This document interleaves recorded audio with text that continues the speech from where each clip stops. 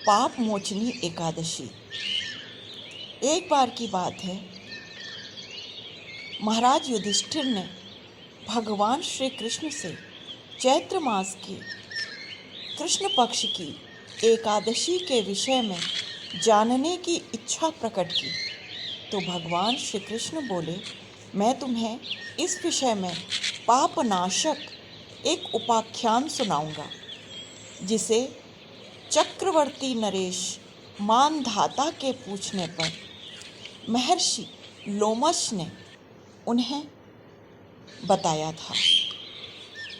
मानधाता राजा ने लोमश ऋषि से पूछा, हे भगवान, मैं लोगों के हित की इच्छा से यह जानना चाहता हूँ, आपके श्रीमुख से यह सुनना चाहता हूँ कि चैत्र मास के कृष्ण पक्ष में जो एकादशी होती है, उस एकादशी का नाम क्या है, उस एकादशी का व्रत करने की विधि क्या है, तथा उस एकादशी के व्रत के पालन से जिस फल की प्राप्ति होती है, वह फल क्या है।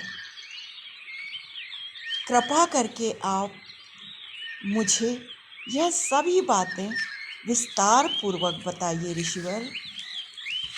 तब लोमश ऋषि ने कहा, नृपश्रेष्ठ, पूर्व काल की बात है, अप्सराओं से सेवित चैत्र रथ नामक वन में, जहाँ गंधर्वों की कन्याएं अपने किन्नरों के साथ वाद्य यंत्रों का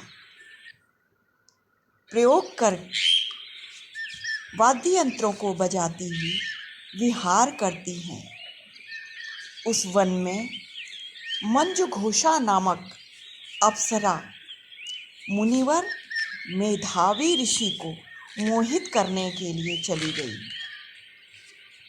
वे महर्षि चैत्ररथ वन में रहकर ब्रह्मचर्य का पालन करते थे। मंजुघोषा मुनि के भय से आश्रम से 1 कोस दूर ही ठहर गई और सुंदर ढंग से वीणा बजाती हुई मधुर गीत गाने लगी। मुनिश्रेष्ठ मेधावी भी विचरण करते हुए उधर जा निकले और उस सुंदर अप्सरा को इस प्रकार गायन करते देख बरबस ही अनायास मोह के वशीभूत हो गए। मुनि की ऐसी अवस्था देख अप्सरा मंजुघोषा भी उनके समीप चली गई। उनके समीप आकर और वीणा नीचे रखकर उनका आलिंगन करने लगी। मेधावी मुनि भी उसके साथ रमण करने लगे। रात और दिन इसी प्रकार व्यतीत होते गए। रात दिन का भी भान ऋषि मुनि को न हो पाया। इस प्रकार रमण करते विहार करते बहुत समय व्यतीत हो गया।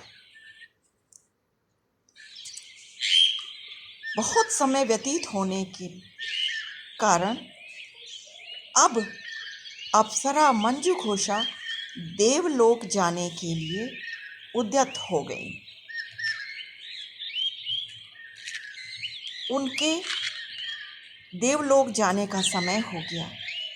देवलोक जाते समय अप्सरा मुनिश्रेष्ठ मेधावी ऋषि से बोली, हे ब्राह्मण, अब मुझे अपने देवलोक जाने की आज्ञा दीजिए। मेधावी ऋषि बोले, देवी, जब तक सुबह की संध्या न हो जाए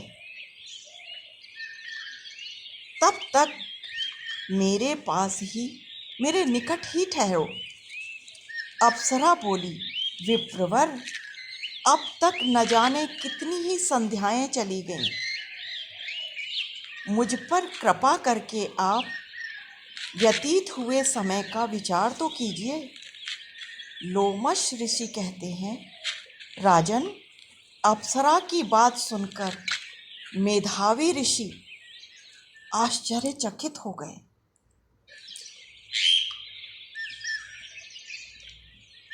आश्चर्यचकित हो उठे। उस समय उन्होंने अप्सरा के संग व्यतीत किए हुए समय का अनुमान लगाया तो उन्हें ज्ञात हुआ कि अप्सरा के साथ विहार करते हुए उन्हें 57 वर्ष हो गए हैं। उस अप्सरा को अपनी तपस्या का विनाश करने वाली जानकर मुनि श्रेष्ठ को उस अप्सरा पर अत्यधिक क्रोध आया। क्रोधित होकर मुनि श्राप देते हुए बोले, पापिनी, तू पिशाची हो जा। मुनि के श्राप से दग्ध होकर शापित हुई अप्सरा विनय से नतमस्तक होकर बोली, विप्रवर, मेरे शाप का उद्धार कीजिए। 7 वाक्य बोलने के या 7 पद साथ साथ चलने मात्र से ही सत्पुरुषों के साथ मैत्री हो जाती है। हे ब्राह्मण, मैंने तो आपके संग अनेकों वर्ष व्यतीत किए हैं, अतः हे स्वामी, मुझ पर कृपा कीजिए। मुनि बोले, भद्रे, मैं क्या करूं? तुमने मेरी तपस्या नष्ट कर डाली है। फिर भी सुनो, चैत्र कृष्ण पक्ष में जो शुभ एकादशी आती है उसका नाम पाप मोचनी एकादशी है। यह एकादशी शाप से उद्धार करने वाली तथा सब पापों का क्षय करने वाली है। सुंदरी, तुम इस एकादशी का व्रत करो तो तुम्हारी पिशाचता दूर हो जाएगी। ऐसा कहकर मेधावी अपने पिता मुनिवर च्यवन के आश्रम पर जा पहुँचे। उन्हें आया देख च्यवन ने पूछा। च्यवन ऋषि बोले, हे पुत्र, ये तुमने क्या कर दिया? तुमने तो अपने पुण्य का नाश कर डाला। मेधावी बोले, हे पिताश्री, मैंने अप्सरा के साथ रमण करने का पातक किया है। कृपा करके अब आप ही कोई ऐसा प्रायश्चित बताइए जिससे मेरे द्वारा हुए पातक का नाश हो जाए, मेरा पाप नष्ट हो जाए। तब च्यवन ऋषि बोले, हे पुत्र, चैत्र मास के कृष्ण पक्ष में जो पाप मोचनी एकादशी आती है उसका व्रत करने पर पाप राशि का विनाश हो जाएगा। पिता का यह कथन सुनकर मेधावी ने उस व्रत का अनुष्ठान किया। इस व्रत के अनुष्ठान से उनका पाप नष्ट हो गया और वे पुनः तपस्या से परिपूर्ण हो गए। इसी प्रकार मंजू घोषा ने भी पाप मोचनी एकादशी का व्रत किया और उस व्रत के पुण्य के प्रभाव से पिशाच योनि से मंजू घोषा अप्सरा मुक्त हो गई और दिव्य रूप धारणी होकर श्रेष्ठ अप्सरा होकर स्वर्गलोक को चली गई। भगवान श्री कृष्ण कहते हैं, हे राजन, जो श्रेष्ठ मनुष्य पाप मोचनी एकादशी का व्रत करते हैं उनके संपूर्ण पाप नष्ट हो जाते हैं। अतः यत्नपूर्वक पाप मोचनी एकादशी का व्रत अनुष्ठान करना चाहिए। इसके महात्म्य को पढ़ने और सुनने से सहस्त्र गोदान का फल प्राप्त होता है। ब्रह्म हत्या के पाप से मुक्ति प्राप्त होती है। स्वर्ण की चोरी, सुरापान और गुरु पत्नी गमन करने वाले महापातकी भी इस व्रत का पालन करने से पाप मुक्त हो जाते हैं। पाप मोचनी एकादशी अत्यंत पुण्यमयी एकादशी है। अतः इस एकादशी के व्रत का पालन प्रत्येक मनुष्य को अवश्य करना चाहिए। ओम नमो भगवते वासुदेवाय। ओम नमो भगवते वासुदेवाय।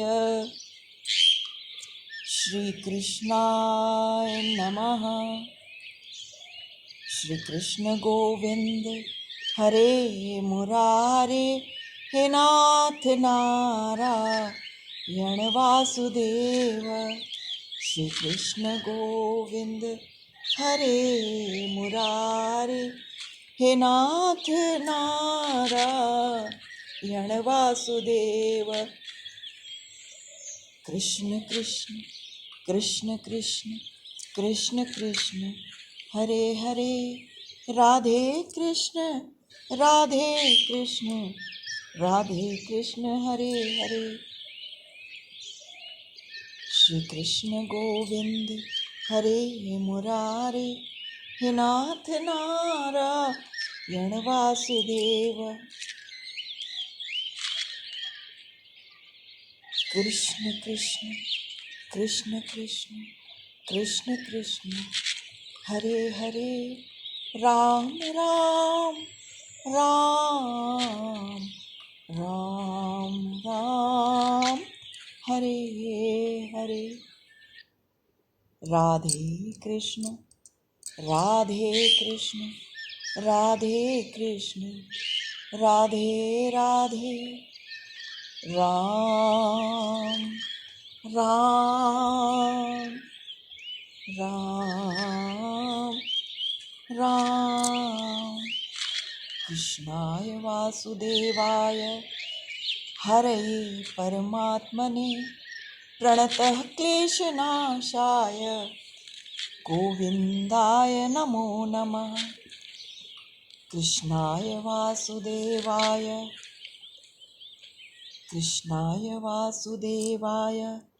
हरये परमात्मने प्रणतः क्लेशनाशाय गोविन्दाय नमो नमः।